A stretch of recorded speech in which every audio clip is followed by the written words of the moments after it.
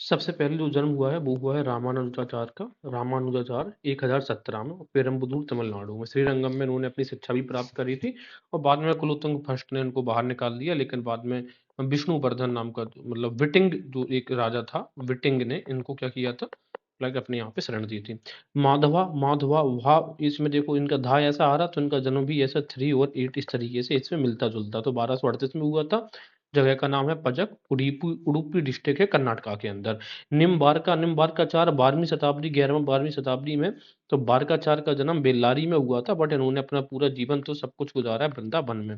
नामदेव, तो नाम कितना है, आप नाम देते हैं या नाम देते हैं, आपने नाम दिया है किसी भी स्कीम के लिए 70 बार, तो 1270। तो नामदेव कहाँ के थे, असम के थे। रैदास, रैदास को देखेंगे तो 1398, रैदास और कबीरदास दोनों ही 1398। इसके अलावा रामानंद 1400, यानी कि आप ये समझो रामानंद का जन्म बाद में हुआ, 1400 में हुआ, बट फिर भी ये इन दोनों लोगों से छोटे हैं। और ये दोनों इनके शिष्य हैं रामानंद के। तो रामानंद के शिष्य कौन, कबीरदास, रैदास, और ये दोनों शिष्य तो दास दास है 1398 में, और रामानंद 1400 में। इसके बाद आती है मीराबाई। तो रैदास की शिष्या थी मीराबाई। तो ये ठीक 100 साल बाद, अगर रैदास 1398 में है तो मीराबाई का जन्म हुआ है 1498 में। रैदास का जन्म वाराणसी में हुआ है, कबीरदास का भी जन्म वाराणसी में हुआ है।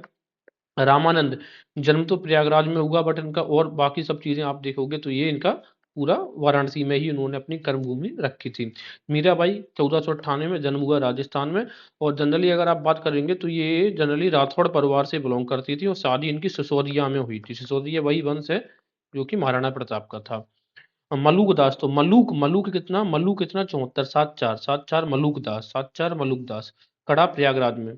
तो कुंभन दास, कुंभन कुंभन भा इस तरीके से इसमें बन रहा, तो 99 में 1499 में। और मलूक दास बहुत बाद में आए हैं। जितने भी आप देखेंगे इन सबसे लास्ट में मलूक दास देखेंगे 1574 में। शंकर देव, तो शंकर कैसा 1449, शंकर 1449, शंकर 1449 में। कुंभन दास का जन्म ब्रज हुआ है, जमुनावर गांव है। हाँ, शंकर 1449। बल्लभाचार्य, तो बल्लभाचार्य और सूरदास, देखो बल्लभाचार्य के शिष्य थे कौन, सूरदास। तो गुरु और शिष्य एक ही साल जन्मे, 78 में, 7 8 कितने बल्ले चाहिए, 7 8। तो सूरदास भी कितने, 7 8।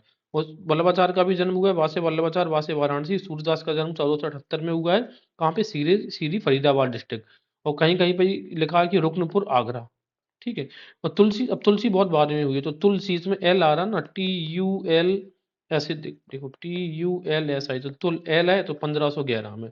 ये दोनों एक दूसरे के समकालीन थे। वल्लभाचार्य भी समकालीन हुए। गुरु नानक का हमें याद है, देखो गुरु में इस तरीके से हम ये लगाते हैं ना, ये वाला, ये इससे देखो, ये 6 और ऐसे उल्टो बना दो तो 6 9, तो 1469 में। ठीक है। चलिए रिकॉल करिए आप जरा आप। बल्ला कितने में, वल्लभाचार्य कितना, 7 8 बल्ला। और शंकरदेव 1449।